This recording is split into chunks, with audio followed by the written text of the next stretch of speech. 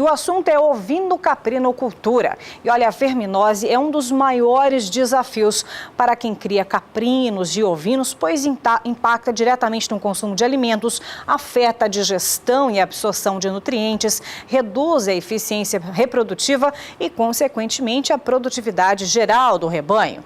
Assunto dos próximos minutos do Bom Dia Entrevista.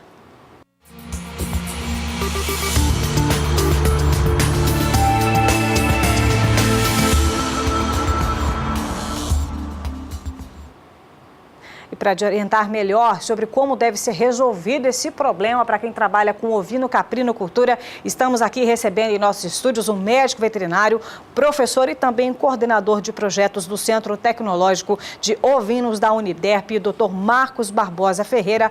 Bom dia, professor Marcos. Seja muito bem-vindo aqui aos nossos estúdios. Muito obrigado. Então, começam as chuvas, aumentam-se também as incidências. E quais são os principais parasitas dos ovinos?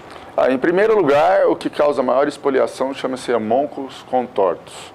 Ele tem o intestino de forma espiralada quando você olha o verme e por causa disso se chama de contortus. Contortus. E esse intestino é vermelhinho porque está cheio de sangue.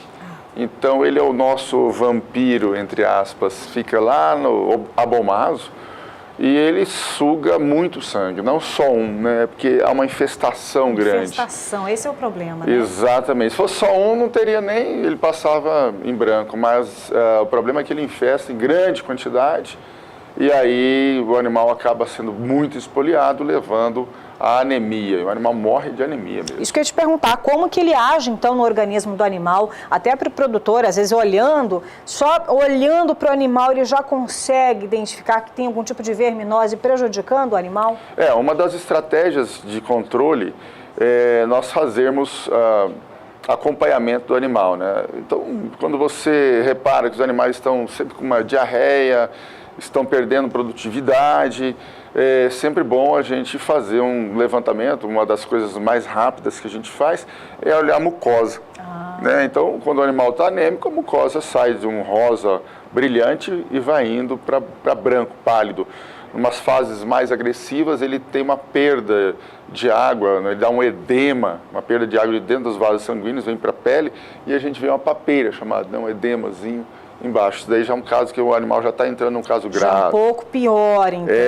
Aí você já tem, ainda dá tempo de tratar, né? Entrar com um vermífugo de amplo espectro, na realidade um vermífugo que funcione, porque a gente está com uma falta de produtos no mercado hoje. É mesmo? Por uma outra preocupação? Sim, por causa do uso indiscriminado.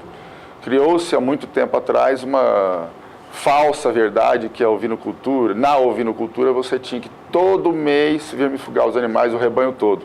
E não é assim? Não é, o uso indiscriminado de vermífugos levou à resistência da verminose contra os vermífugos, né? De maneira geral, principalmente Haemoncus contortus. Então existem poucas moléculas hoje no mercado e por ser mais recentes elas têm um custo alto. Custo alto para você comprar o montante, mas ele não sai caro quando você põe a dose por animal, né? E você tinha perguntado de outros vermes. Isso que eu ia te falar. E quais são, além do vampiro, temos quais outros? Nós temos o Trichostrongylus, né? Ele fica também lá no intestino, ele não expolia tanto no sangue, mas eles competem por nutrientes dos animais. E mais um que é muito parecido com a tênia que nós temos. Sim. Né? Ele é um verme comprido, uma fita comprida, chega a 2,5 metros dentro do animal. E aí ele fica também no intestino delgado e ele fica competindo com a alimentação. Esse daí, por exemplo, ele não suga nada, ele absorve pela pele dele. Caramba! Né? E chega a ter tanto dele que acaba obstruindo o intestino. E o animal pode morrer por obstrução. Né? Mas de longe, o que está em primeiro lugar lá no pódio é o Haemoncus contortus. Que é o... Esse é mais problemático. Mas quando você usa... O nome, um vulgo? Não, ele não tem. A doença acaba sendo hemoncose por causa do nome dele. Tem o nome que em inglês chama ringworm, né? Aqui antigamente chegaram a traduzir com verme do pau do barbeiro, né? Porque nos Estados Unidos existem na frente das barbearias aquele postezinho vermelho e branco. Sim, é verdade. Né? Só que você não consegue ver ele, porque ele não é fácil de ver. A amoniese, às vezes, o animal expele. No caso do Haemoncus, quando o animal morre, você faz uma necropsia, abre o O abomaso dele, você vê uma quantidade, uma infinidade de vermes mexendo ali, né? E aí, nesse momento, você fala, olha, é só uma constatação. Agora, vermífugo, e como que a gente faz para tratar? Bom, a melhor coisa... Como que significa, como que a gente vê a influência, Exatamente. como tratar disso também, queda de né? desempenho, animal com pelo arrepiado, triste, anêmico. A gente tem um método que a gente faz, chamado método Famacha, que pega todos os animais, vai passando e vai olhando o olho, separa esses animais. Tá? O ideal é colher fezes e fazer o exame de ovos por grama. De quanto em quanto tempo é o ideal, professor? Existe isso? O ovinocultura é fácil de lidar porque o animal é fácil. Você pega ele, não é igual a um boi que você tem que laçar. Então, periodicamente, quem já trabalha com ovinocultura, no dia a dia, já consegue observar os sinais que os animais estão dando. Então, a gente passa todos os animais, olha o olho deles, separa esses animais. O que já tiver com papeira, a gente já trata de vez, né? Pesa ele e faz o tratamento. E os outros, a gente colhe os que são suspeitos, nós colhemos as fezes e mandamos para o laboratório. E quem tiver já um microscópio na fazenda, já é fácil de fazer. Facilita já, né? Tem uma receitinha de você fazer, pega as fezes, pesa junto, faz um diluído e olha no microscópio com uma lâmina específica.